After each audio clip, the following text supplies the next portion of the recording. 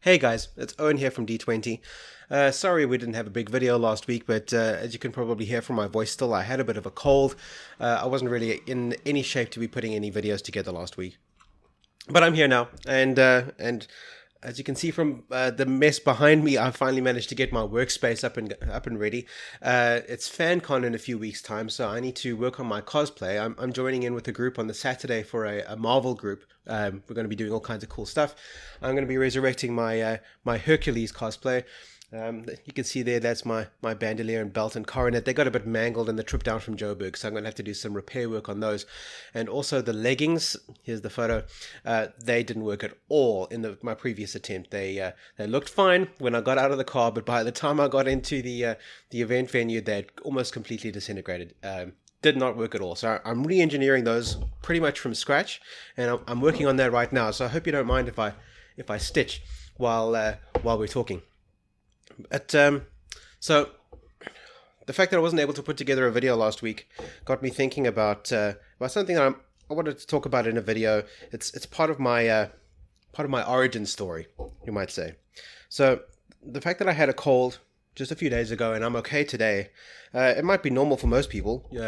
Typically you recover from a cold in a few days, but that's pretty unusual for me. For most of at least the last decade, getting a cold for me was a really bad thing. It meant that I was probably going to be in bed for weeks, pretty much. I was going to be completely out of action. And the reason for why, let me go back to the beginning. It's story time.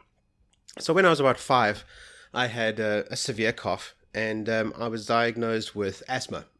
I was told by my doctors, I was given all kinds of medications to manage it, and I was told to avoid things like strenuous exercise, grass, pets that weren't my own, that kind of thing, which was not a fun thing for a 5-year-old boy to have to do. Now, granted, I wasn't the most physically active 5-year-old, but not being able to run and that kind of thing meant that I wasn't able to participate in some of the activities that my friends were into.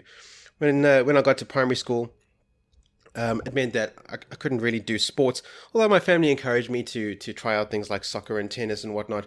I always had in the back of my mind my doctor telling me that I wasn't supposed to be running, and I didn't want to have to end up in hospital again, which I did at least one other time. I didn't want that to happen, so I tried to be a good boy and not do that kind of stuff. And that pretty much was how it was for the rest of my childhood. By the time I was a teenager, my asthma had become a lot less severe. It was well in hand. It was being well managed. I didn't need to take daily pills or anything like that. For the most part, I could manage it with a Ventolin inhaler, which should probably be around here somewhere, but I don't see it. A Ventolin inhaler was enough to deal with any symptoms when and if they cropped up, which happened from time to time. And it got even better when I reached adulthood. It was still on an as-needed basis, but I needed to take my inhaler far less frequently, well through my 20s. But then in my early 30s, one day there was an incident that precipitated a major asthma attack. It was a really bad one, worst one I'd ever had. I ended up being taken into the casualty ward at the hospital like 3 or 4 times within the span of a month. It was terrible. I was bedridden for weeks afterwards. It was really bad, and what that spell resulted in was that it was permanent damage. Effectively, my asthma was a lot less stable. Although I still didn't need ongoing medication every day or every week or whatever, the emergency situation, the emergency protocol for dealing with an asthma attack became a lot more severe. And the circumstances under which an attack might be triggered was a lot more severe. Specifically, I'm talking about getting a cold. Now, previously, whenever I got a cold, it would trigger my asthma, and I'd have a bit of a cough, and I might have to take a couple of hits off my Ventolin inhaler, but then in a few days it would be okay, pretty much. But after this incident, the permanent damage, which I can still feel in my lungs, I don't know if it's scar tissue or what it is, but it meant that whenever I got a cold, as soon as the infection spread into my lungs, that was it. I was on emergency protocol. I had to have a nebulizer every few hours. I had to spend days in bed. I wasn't able to take it, to do anything particularly strenuous for weeks afterwards. It was a really bad situation. I really didn't enjoy that. And it seemed as if that was going to be my life from then onwards. I was going to have to do my best to avoid getting colds, which is hard because I was running the geeking venue at the time, and I was dealing with people and shaking people's hands all the time, which meant that anytime somebody came into the club with a cold, guaranteed I was going to get it, and that was that was rough going. But then a couple of years ago, I was listening to a podcast. I was listening to the Honey Badgers podcast. Actually, I'll put a link to them in the show notes below. And Hannah Wallen, who's one of the panelists on the show, was talking about her struggles with her own asthma in her childhood, and how she was encouraged to deal with it by becoming physically fit. Now, that's something that nobody had ever mentioned to me. It sounded counterintuitive because, remember, my doctor had told me to avoid too much strenuous exercise because it would trigger an attack. So I did a little bit of reading online, and it turns out that this is kind of a thing. That it's a thing that some people use to manage their asthma symptoms by becoming more cardio fit. Sure, it's hard work at the beginning and potentially dangerous, but once you get it right, there can be a way that you can effectively manage your asthma symptoms. So I figured, well, let me try. I had a gym membership already. I've always felt it was fairly important to try and keep physically fit, even though I wasn't able to do a lot of cardio. I at least thought of made a token effort. But I thought I'd give it a go, and I did. And the first few weeks especially were really difficult. I'd get on the treadmill, and I'd try running. Running was something I've never done, not since I was a kid, because of the whole asthma situation. If I ran even a little bit, it would my chest would close up, and I'd go into a coughing fit. It was really, really unpleasant, and that happened when I was on the treadmill. But I had my rescue inhaler with me, and I was ready for it. I was psyched out. I was ready in my mind. If you haven't had asthma, it's hard to explain, but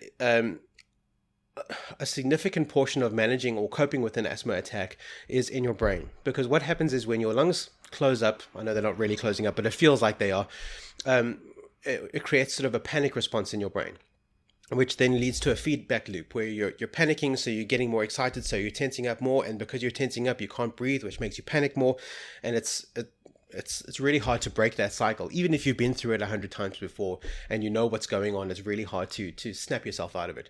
But because I was ready going in, knowing that I was going to trigger an attack, I was more able to deal with it in that way. Plus I had my rescue inhaler, I was ready to deal with that. And doing it just a little bit. I would be on the treadmill for 20 minutes. Of that 20 minutes, I would spend 1 minute running and then 9 minutes walking, 1 minute running, 9 minutes walking. Now, running for an entire minute was something I've never been able to do. But those first few times, I forced myself into it, and it worked. Within a couple of weeks, I was able to push it up to 2 minutes and 8 minutes, 2 minutes and 8 minutes. Then 2, 3, 2, 3, 2, 3, 2, 3. Basically, I've been able to force myself into a routine where now whenever I'm at the gym, which is currently 4 times a week, I'm able to run for almost 30 whole minutes. Not a fast run. I'm not a sprinter by any means. I haven't yet been able to pass the requirements for the U.S. Marine Corps personal fitness test, but I'm getting there. I'm making progress, and pretty soon I'll be able to do it. And this is remarkable. This is for me is like superpowers. And what it's done for me is it's unlocked the ability for me to work on my body in a way that I've never been able to before.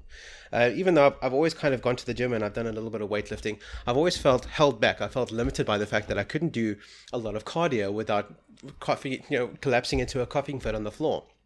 Now I don't even bother carrying my inhaler with me because I just don't need it. I'm able to do all that running on the treadmill without so much as a twinge.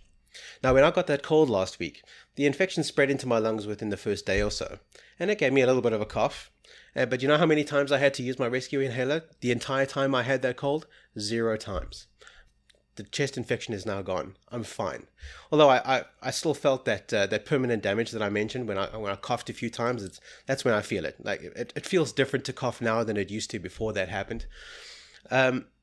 So the damage is still there, but I'm so much stronger. The tissue around it, the muscles around it are so much stronger than they used to be that I can now brush that off effortlessly. It's really not a big deal. Whenever I get a lung infection like that, or a cold or flu or something like that, I don't need to take the inhaler. I can feel the infection spreading. I can feel the tightness locking up inside my lungs, and then I can manage it up here. I can I can visualize the tightness in my chest, and I can think about it. I can slow my breathing. I can relax, and then I feel the tension just going away. It's astonishing. It feels like I've developed a new superpower. And part of the reason why I've been pushing the gym so heavily lately. I mean, this is new. This used to be a straight line. This didn't used to be a bump here. That was a straight line, and the line used to be about there, not here. The reason I've been doing that so heavily the last couple of years is partly in celebration of this new ability that I've had to work on my body in a way that I never could before. And that's part of the reason why I like to do these half-naked cosplays now, because I can do things with my body that I've never been able to do before. So that's really exciting. And if you're interested in seeing my next half-naked cosplay, come down to FanCon here in Cape Town, end of April. I forget the dates. I'll put them in text on the screen or something, and you'll see me wearing that and not much else. So that's going to be really cool. I've got a lot of work to do, so that's going to be it for this week, guys. SWAT out.